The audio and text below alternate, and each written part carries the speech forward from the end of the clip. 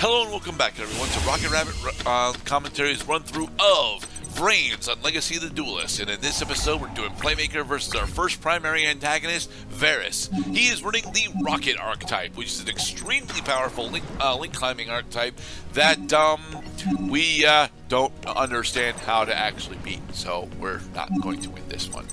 I'm sorry to spoil that now, but this is literally the best first turn that I am like able to use with Playmaker, and it's still not even close to enough.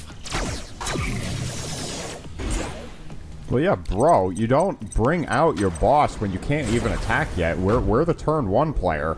Although we are the turn one player, the reason why we're doing this is because I'm under the impression that I should be able to use Decode Talker's effect as a primary negation in this upcoming turn. Now, how does and he then he uses Dark Hole with... on me immediately, so I can't. Magna Rocket Dragon. Okay. The Rockets are honestly an extremely interesting archetype because what they do is they blow themselves the fuck up and then they get advantages for doing so. Wait a minute. I just lit a rocket. Rockets explode! Yes, like the Toy Story clip. And we caused a replay.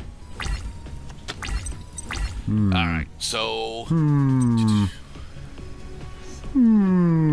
Do we... I'm pretty sure we go for Cyber... Oh, I'm pretty sure we go for Cyber's Wizard's effect here in order to change Magna Rocket into defense mode. But I thought... Oh, Magna Rocket, right. Because Link or not, okay. Switch to defense mode. So, well, let me ask you this. What happens when you try using Book of Moon on a Link monster?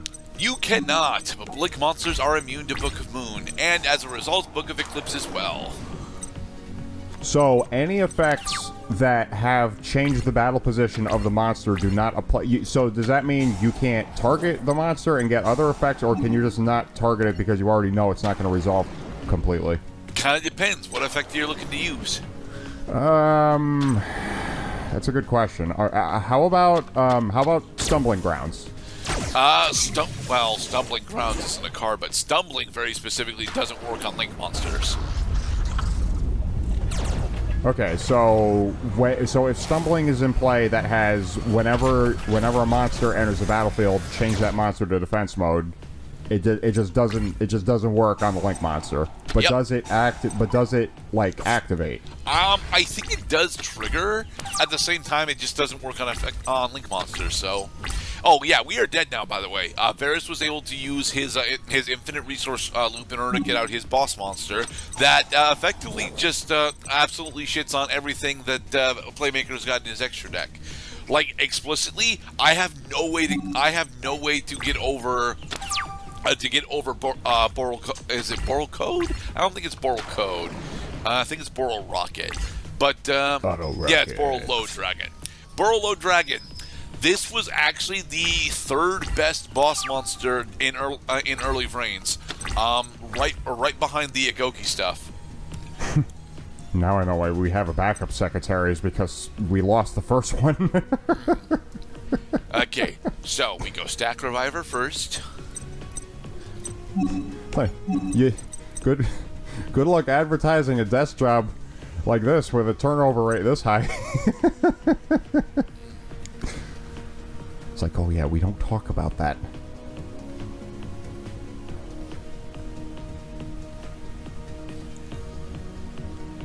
You can make that monster unable to be destroyed by that battle. My brain is just swimming inside that sentence. So, we summon Stack Reviver, then we special summon Backup Secretary.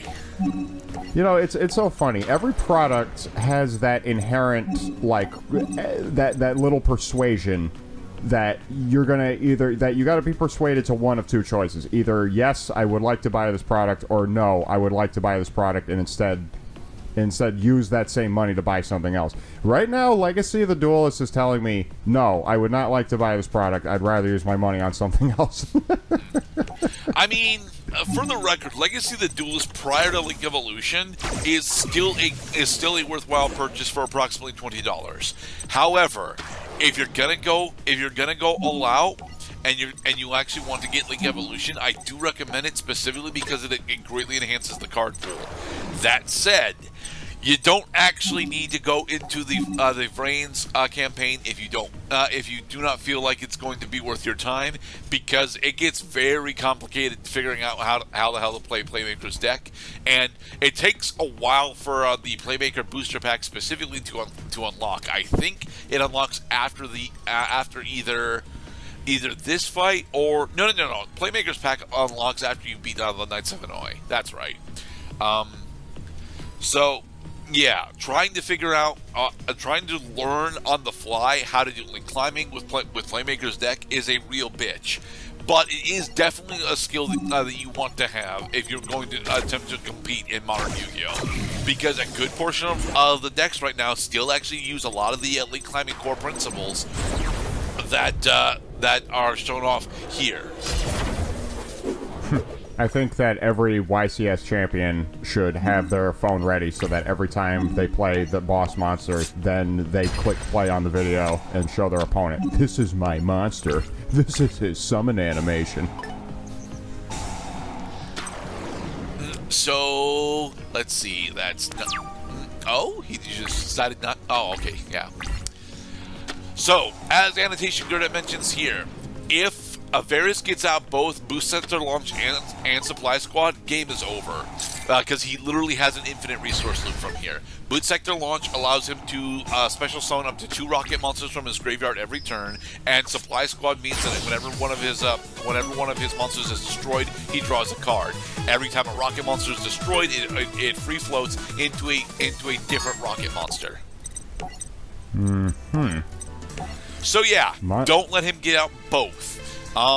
You can afford to have him get out Supply Squad, to be perfectly honest, because the additional draws are not usually that important for Varis.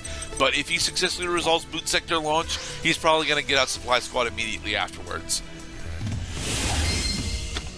Supply Squad, that sounds like a good card for me to use in my Ubel deck. You would think so, but the unfortunate part about Supply Squad specifically is that if it's ever going to draw you more than one card, it's not going to draw you any cards. Wait. So, if more than one card gets destroyed at the same time, you draw nothing? No. If your opponent understands what Supply Squad does, they're going to kill it before you get those draws. Well, that's the fucking premise with every card in this game, Mr. Gerdat. You would think so, but for a majority of the campaign, that ends up not being the case. A good portion... Oh, look, Dragon's Gunfire to counter my fucking Marshmallow. Bleh. Huh. And for a good portion of the campaign, even in VRAINS, if the archetype that you're choosing to run is fully realized and powerful, then more than likely you'll be able to specifically go into a winning board state against virtually anything.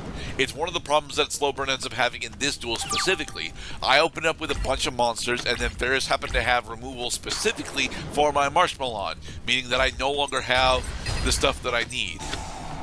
Also, this goddamn thing, Interplanetary Purpley Thorny Dragon, is straight up a card that you will never actually see anyone successfully running, with the exception of Varis.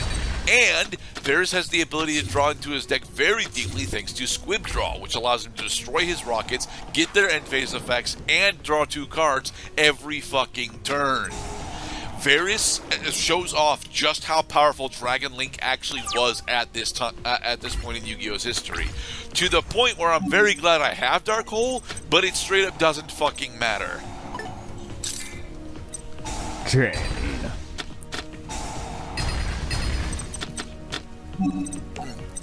You see, it looks like Varis actually has no cards on his field right now. What he actually has is 3.5 monsters.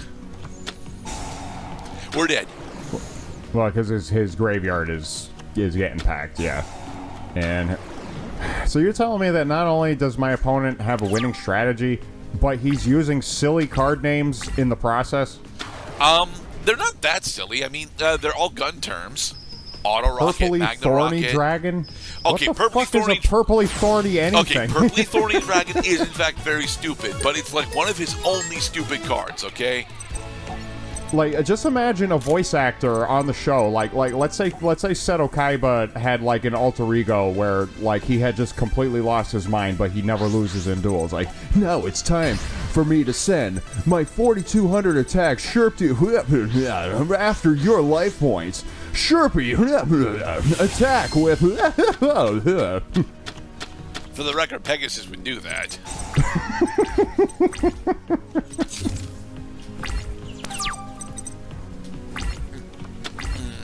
Alright, so we're going to summon Katos and attempt to have it attack directly. Like, Success! you know, Woot. like, if I have to lose the game, just let me have my dignity. Damn it. Alright, now, can you give maybe a functional reason as to why Aqua Tribal is the winning deck in this particular matchup? Actually, yes, I can. It's because Aqua Tribal ends up using a lot of the same recruiting and floating methods that Varis is using for his rockets. The other reason is, as you can tell, Varis started very slowly this time. No boot sector launch, no supply squad. A lot of removal options certainly, but nothing so drastic that we don't have to actually worry so much about it. As Annotations Gerdat mentions here, opening 7th one is one of the big reasons why people don't actually want to run it at more than one copy. The problem that I have with that is that if I don't run it at more than one copy, I'll never actually get to trigger its draw effect. I'm setting boot sector launch in order to try and stop him from activating his other one, but he already had it. He uses supply squad, goes into a shell rocket.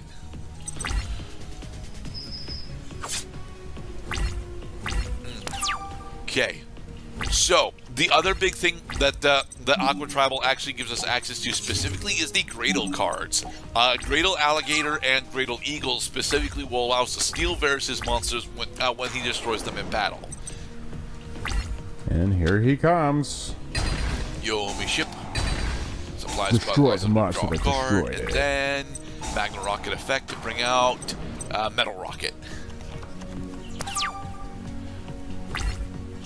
There we go. Rank up Magic the 7th one on my draw phase allows me to activate it, go into Silent Honor Dark, steal his fucking Metal Rocket, and then probably just go for game from there. Luck sack the nuts. It's not really a luck set if your deck is built around it, Mr. Cloud. I mean, I will grant that my deck is only slightly built around using this particular effect, but you recall years and years ago when we actually did the Aqua Tribal versus U-Bell matchup that this is how I beat you. Nah. Hey, if it works, it works. I'm just glad to say that I'm not the only one that it works against. I honestly should have brought out a Hebo here in order to bounce Supply Squad, but oh well. Alright, what's he gonna play? Dark Hole? I mean, Dark Hole doesn't actually hurt us that much here because I can just detach a material off of well, no, I can bring back Dark after Dark Hole resolves. Shell Rocket, and then he tributes both of these for Cracking Dragon, right? Yes, Cracking Dragon. This motherfucker again. And then we use Silent Honor Dark in our graveyard in order to bring it back. Nice. And we gain 2,800 life points. Indeed. Alright, so unfortunately, because we no longer have 101 as material, we no longer get the ability to steal Cracking Dragon. But that's fine because we happen to have Gradle Alligator. Nice, nice. Right, so we're gonna dive bomb into him. We're gonna steal. We're gonna take a shitload of damage, which is fine because we have more than our starting life point total right now.